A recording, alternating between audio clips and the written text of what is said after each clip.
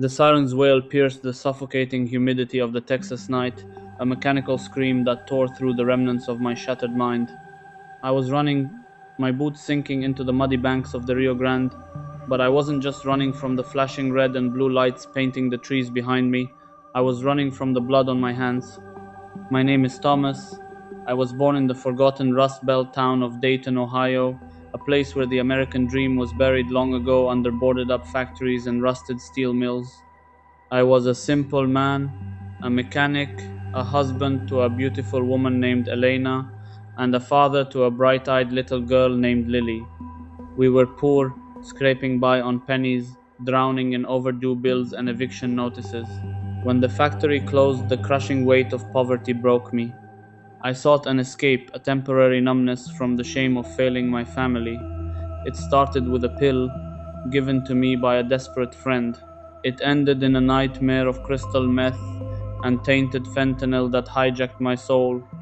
I remember the night my world ended in fragmented, jagged flashes of lightning. I was high, lost in a paranoid psychosis, my brain convinced that monstrous intruders had broken into our tiny, crumbling apartment. The shadows morphed into demons. I grabbed my hunting knife to protect my family. I swung at the dark, screaming, fighting the monsters with every ounce of my strength.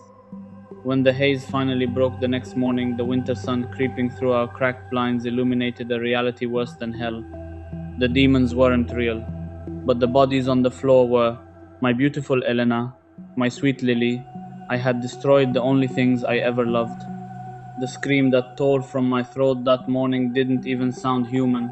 I wanted to turn the blade on myself, to end the agony right then and there, but cowardice and pure primal panic took over. I ran.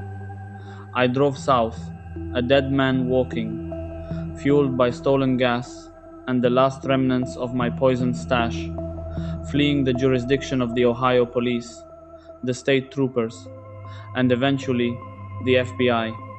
I crossed into Mexico like a ghost slipping through the cracks of the earth. I had nothing, no money, no identity, no soul. I collapsed in the sweltering heat of the Sonoran Desert, fully expecting the vultures to pick my bones clean. Instead, I was found by the Los Culebras cartel. They dragged my dehydrated, sunburned body into the back of a dusty pickup truck and tossed me into a compound in the mountains of Sinaloa. They were going to execute me, another nameless American junkie who wandered too far. But when their armored transport truck, a heavily modified beast they used to ram border checkpoints, broke down during a rival shootout, my survival instincts kicked in. Under a hail of bullets, my old mechanic skills resurrected. I bypassed the blown fuel pump, hotwired the ignition, and drove the cartel boss, a ruthless man named Alejandro El Lobo Vargas, out of the kill zone. I saved his life, and in return, he gave me a new one. I became El Fantasma, the ghost. Alejandro saw a man with absolutely nothing to lose, a man whose eyes were as dead as the desert stones. I became his mechanic, then his driver, and eventually his most trusted enforcer. I learned Spanish, I learned how to handle a military grade assault rifle, and I learned how to shut off my emotions completely. For 3 years, I lived in a sprawling, fortified hacienda, surrounded by millions of dollars, illegal weapons, and exotic cars. We moved metric tons of cocaine and heroin across the American border. I was a millionaire in dirty money, yet I lived like a monk in a barren room. The cartel was my anesthesia. As long as I was moving, fighting, and surviving, I didn't have to close my eyes and see Elena and Lily. But you cannot outrun the FBI forever. Special Agent Harrison of the FBI had been tracking my phantom trail for years. He knew who I was. He knew I was the Dayton family annihilator who had somehow vanished and climbed the ranks of a Mexican syndicate. Harrison was relentless, a bloodhound who refused to let my family's murder go unanswered. The trap was set in El Paso, Texas. Alejandro had sent me to oversee a massive weapons exchange with a rogue arms dealer. It was supposed to be a standard handoff in an abandoned train yard. The moment I opened the duffel bags of cash, the night sky erupted into blinding white flares. FBI, drop your weapons. The command boomed through a megaphone, echoing off the rusted shipping containers. Dozens of armored tactical agents descended upon us. Lasers danced across my chest. My cartel escorts opened fire, initiating a deafening, chaotic firefight. Bullets sparked against steel, tearing through flesh and bone. I dove behind a stack of wooden pallets, gripping my pistol. I could have fought, I had the training, the muscle memory. But as I looked at the flashing red and blue lights, a sudden, overwhelming exhaustion washed over me. The anesthesia wore off. The guilt, suppressed for 3 long years, crashed into me like a freight train. I dropped my gun, fell to my knees, and put my hands behind my head. The trial was a media spectacle in the States, but I pleaded guilty to everything. I didn't say a word in my defense. I was sentenced to life without the possibility of parole at ADX Florence, the most secure supermax prison in the United States. The first 2 years in solitary confinement were a psychological slaughterhouse.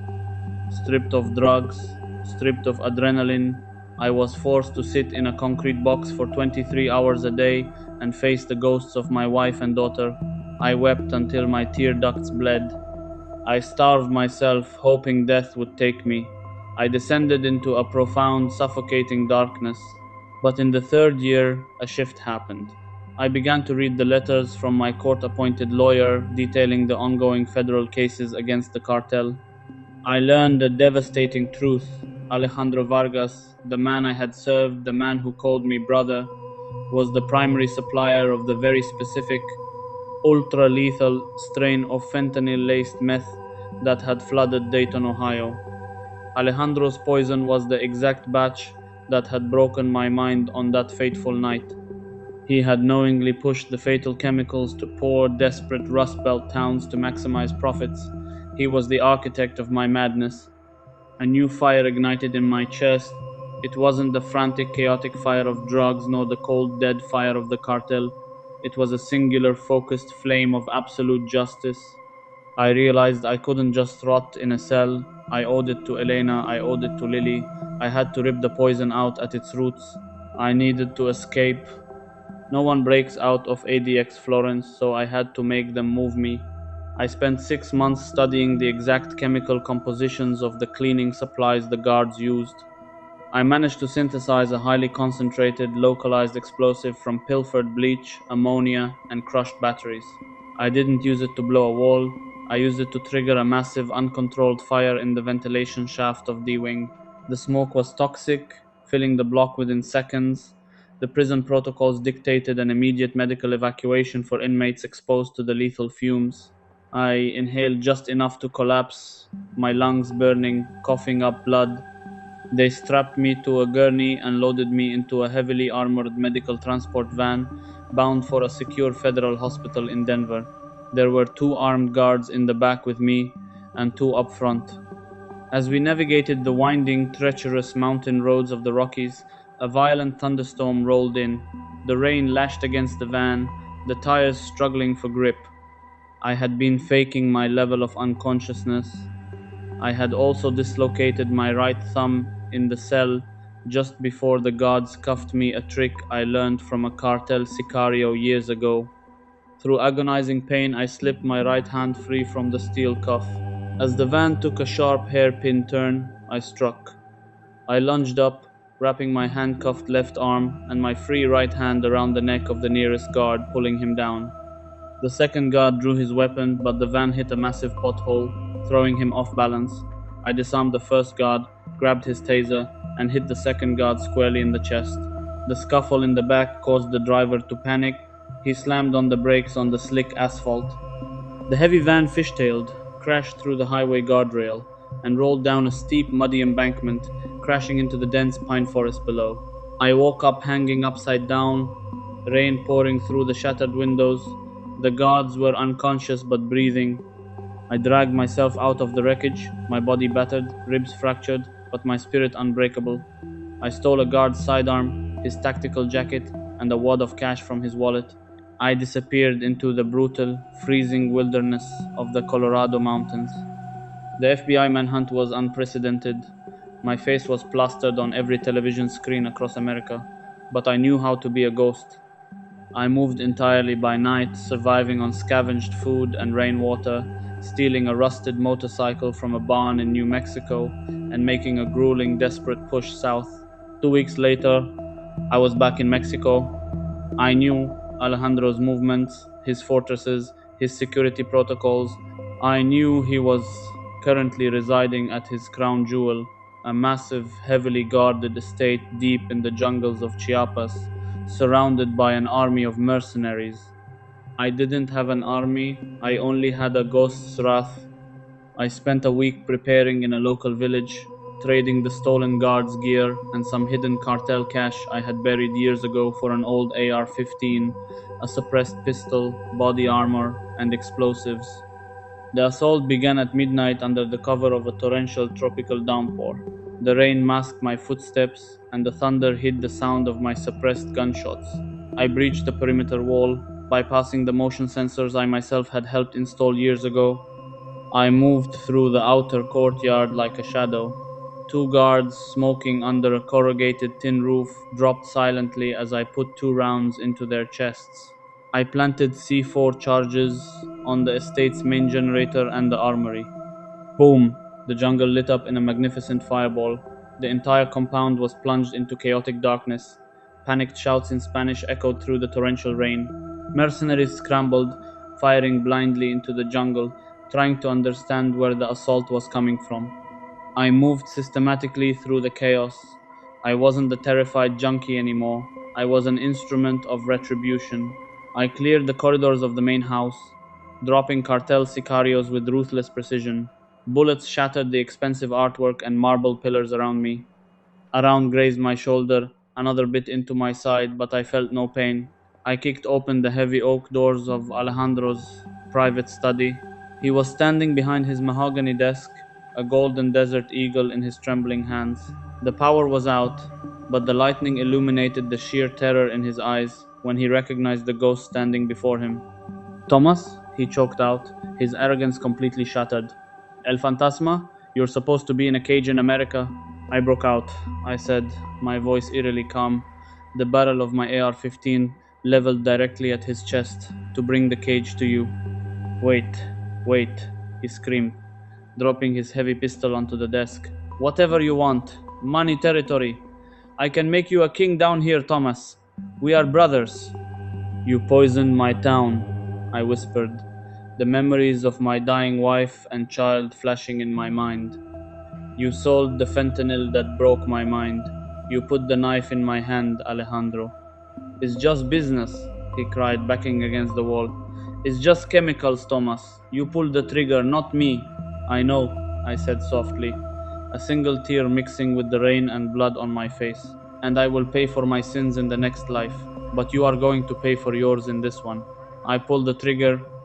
The deafening roar of the rifle echoed in the study. Alejandro collapsed, his empire of poison ending in a pool of blood on his expensive Persian rug.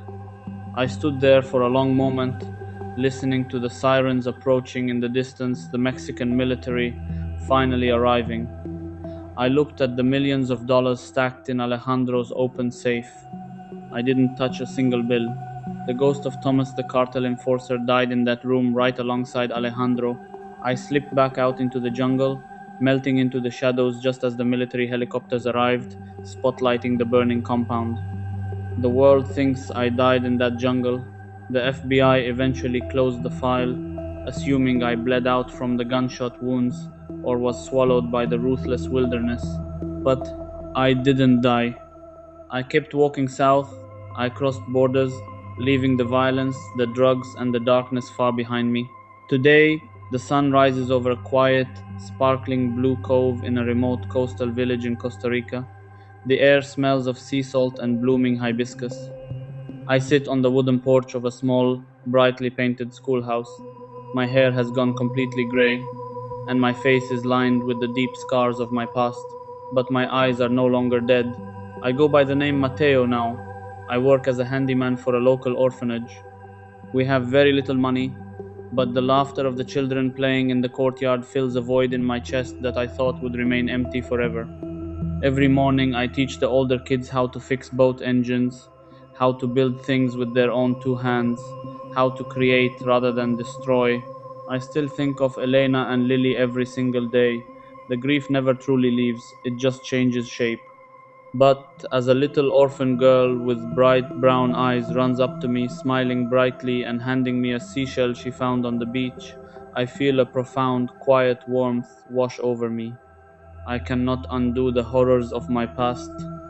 I cannot bring back the family I lost. But here, in the golden light of the morning sun, surrounded by children who need a protector, I have, in 1986, two extremely violent thieves appeared in the American city of Miami. They were targeting armored money transport trucks as well as banks, and they had no problem using excessive violence in their operations. They would literally open fire for no reason, just for fun, and they continued carrying out one operation after another without any hesitation. Sometimes they would even carry out two operations in the same day, but they were professionals in every sense of the word and left no trace behind. Even FBI investigators were confused, and when their true identities are revealed, they would be shocked by things they never expected. The events of our story took place in the city of Miami in the state of Florida in 1985. Crime rates in this city had risen significantly, and the state of Florida in particular was and still is always known for problems and crime. With the rising crime rates that year, two men appeared, or rather, two thieves. These thieves used a very violent method in their operations and never hesitated to shoot at anyone who stood in their way. Their first appearance was on the 8th of October 1985. There was an armored money transport truck parked next to a restaurant. Of course, money transport trucks are responsible for collecting cash from various shops and businesses such as restaurants, and then they take this money and deposit it in the bank. These trucks are bulletproof, and the driver and guards are armed. The driver is supposed to remain in the truck while the guard goes out to collect money from the shops. But neither the driver nor the guard knew at that moment that there were two men lying in wait for them. They were hiding between the cars parked next to the restaurant. These two men are the thieves our story revolves around. The thieves were heavily armed, one carrying a shotgun and the other carrying a Mini 1-4 rifle, which are considered military level weapons, not ordinary weapons used by the public. Even the clothes they were wearing were military style, and they were also wearing black masks on their faces and black gloves covering their hands. When the guard who had gone to collect the money came out of the restaurant, the two men ambushed him, attacked him, and ordered him to open the truck door. But the guard kept telling them, I can't, while they were shouting at him, telling him to open it or they would kill him. But he told them that he didn't have the truck keys and that the only person who could open the doors was the driver. So quickly, the thieves took the guard to the driver, trying to force him to open the doors. But money transport companies have strict protocols for such situations, and the driver is not allowed to open the doors no matter what the circumstances or threats are. So the driver refused to open the doors. The guard who was in the hands of the thieves knew the protocol and knew that the driver would never open the doors, so he was just looking for the right opportunity to escape. When he noticed that the thieves were focused on the driver, he immediately ran away as fast as he could. The driver also moved the truck and drove away, while the thieves continued shooting at the truck. But of course, the truck was armored, so it was not affected. It was clear that these two men were ready to resort to violence. They were actually trying to kill the driver, even shooting directly at him through the window.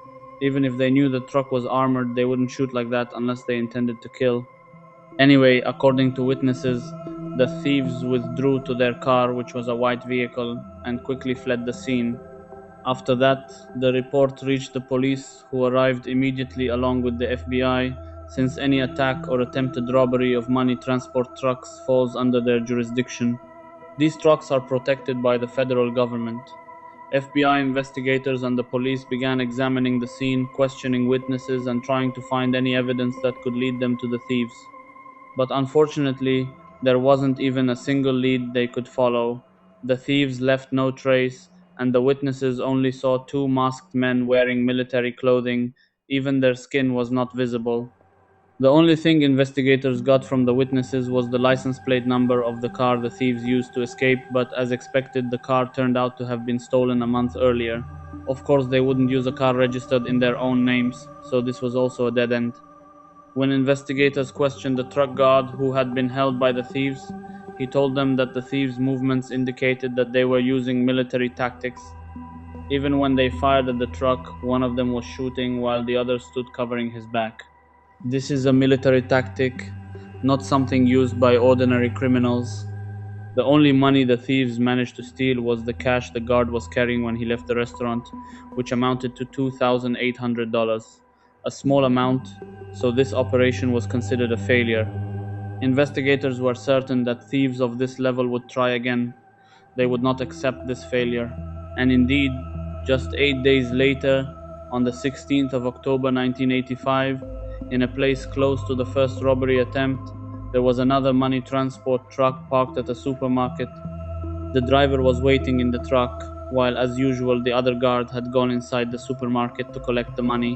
When the guard returned carrying bags of money, the driver opened the back door of the truck to load them.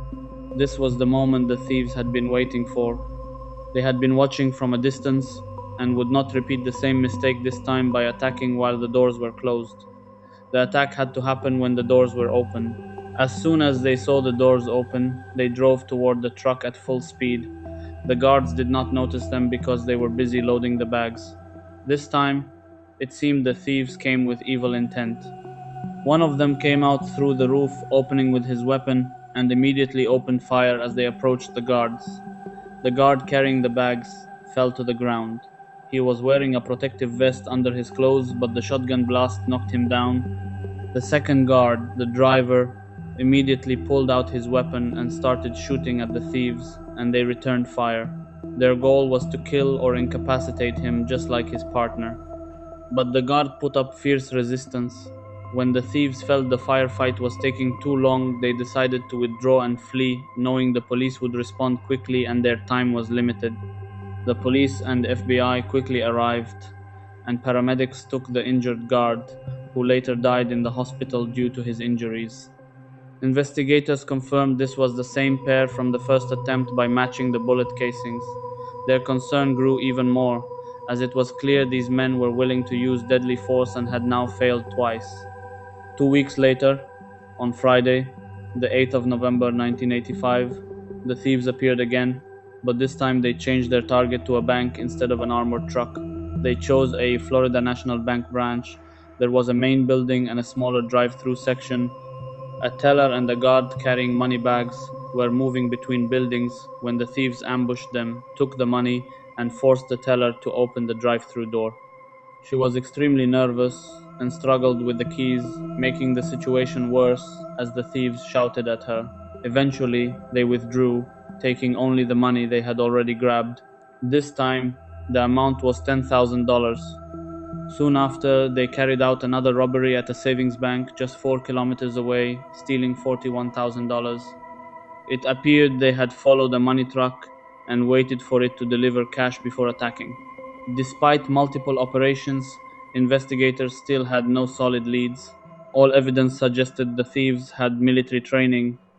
After a pause of 2 months, they struck again on the 10th of January 1986, killing a guard and stealing $54,000. A witness named William Roberts followed them and provided crucial information about their vehicle and escape. The case continued with multiple developments, including another victim named Jose Collazo, who survived a brutal attack and provided descriptions of the attackers. Eventually, on the 11th of April 1986, FBI agents encountered the suspects, leading to a violent shootout known as the Miami FBI Shootout of 1986. The battle was extremely intense. The criminals were heavily armed and used advanced tactics, injuring and killing several FBI agents. In the end, the criminals were killed by Agent Edmundo Mireles, despite being seriously wounded. This incident became one of the bloodiest in FBI history and led to major changes in FBI weaponry and training. The identities of the criminals were revealed as Michael Platt and William Matix, both former military men with no prior criminal records, living double lives. This brings us to the end of our story. I hope you enjoyed it. If you liked it, don't forget to like and subscribe to the channel and activate the notification bell.